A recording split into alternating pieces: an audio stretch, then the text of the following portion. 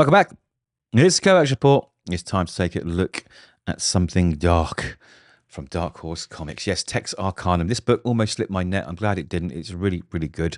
I'm going to go through it page by page, give you my thoughts. There will be spoilers, so please do read the book first. You don't want it spoiled. Like the video if you can, and hit subscribe. Your life apparently improves by 127% when you hit subscribe, and my life also gets so much better. I really appreciate it. Let's set the tone, okay, because there's a lot to take in this book. So, it is set in the rural American heartland with cowboy arcanist Avery Bell, and he navigates this supernatural melting pot where global myths, ghosts, gods, angels, demons, and tall tales, they all converge. It's really, really deep, right? And it's so well written that you are instantly gravitated towards this book within a few pages. Now let's start looking at those few pages. So in the beginning, we are given a throwback to the olden times of wagon trains and the founding of America and setting up of cities and towns across. So we have this little dialogue here, which is all narrated by Avery Bell, because he explains everything as we go along. Like, he's been around a very long time, doing this a very long time. So he says, America is a story written line by line in wagon trains cutting out west toward nowhere. Every person a word, every train track and highway another sentence scribbled in iron and asphalt. Sometimes a romance, sometimes a fairy tale, sometimes a fair bit dimmer.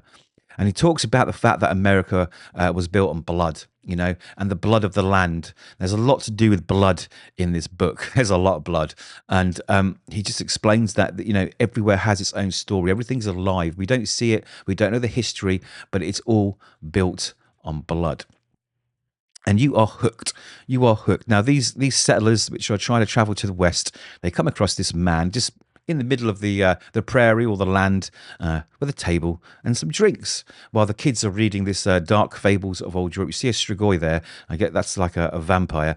And he says, come and chat for a while. And this guy says, listen, you know, you've come far, but now's the time to stop. If you cross this river, all bets are off, you know. But if you drink with me, I'll let all your dreams come true. But of course, they don't listen to this strange man in the middle of nowhere. They do cross the river. And of course, the myths and legends begin, and the badness begins, because the monster from the books disappeared, and all these people have been absolutely eviscerated and set on fire and stabbed with wooden parts of their trailers.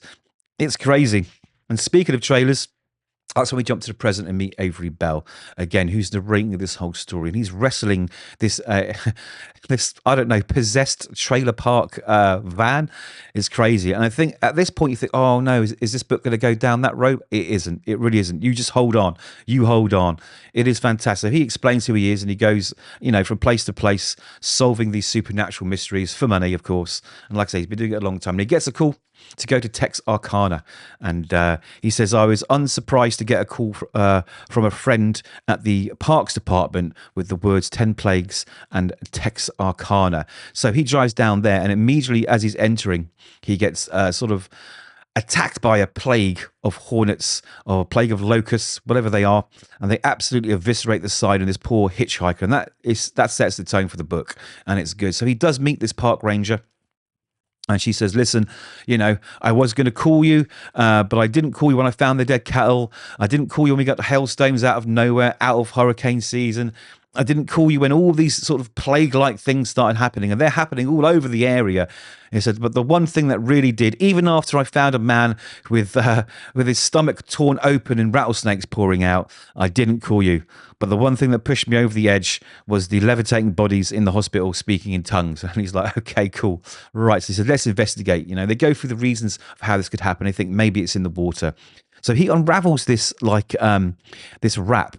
Now his dialogue is so clever, and so is hers. They all talk with that sort of southern twang, but it's just very clever. It feels like a Quentin Tarantino script. It really, really does. The way they interact is so cool. So he unravels this rap of some kind, and it's got tools in. And he says, you know what? This unravels for like miles. There's everything in here. It contains more than it looks like it can. He's got all these usual mystic and supernatural items in there. So he takes this this bird head, and puts it under water, it turns to blood, and the blood turns all the way down the hill and goes into the river, and the river turns red blood. So they follow it and they find all this weird shit going on. Like there's this huge pile of blood, and the people that were in the tent are missing, and then the blood becomes alive. See, this is all about the blood of the land, but it's this revenant which just skewers this other cop that was waiting for them to get there.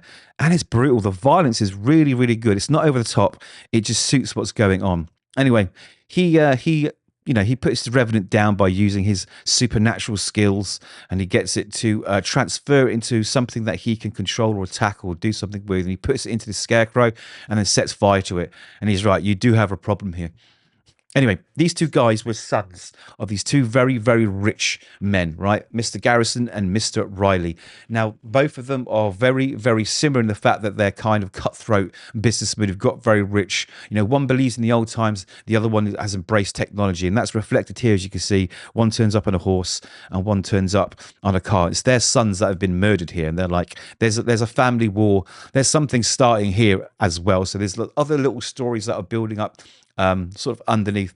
Anyway, with the mystery solved, he dives out. Nice touch here where they're pushing the water tower down, you know, because it's just not worth taking the risk, right? And off he drives. And then he is overseen by this chap we saw at the very beginning, offering those original settlers a drink of blood, I think. He's the vampire. And that's it. It's so good. Honestly, I did not expect it to be as good as it was. I think the horror in it is perfectly timed, not over the top. And again, the dialogue reads so well. This Avery Bell character, the way he explains everything that's going on, explains the supernatural, is very, matter of fact. Like, he has been around a long time. He has a long history that we're hopefully going to discover. So for me, this was an absolute, ball knocked out of the park horror book. I love horror books, but this is how you do it. A lot of horror books are just not good, much like a lot of horror movies nowadays. So I thoroughly recommend this book. Jump at it now. It's only 4 issues, like I say. So those are my thoughts. I'd love to know yours. Have you read it? Do you like horror books? What horror books do you read? Let me know in the comments. Like the video if you like the video, and please subscribe. Like I say, it makes everyone happy, especially me. So take care, and we'll see you soon.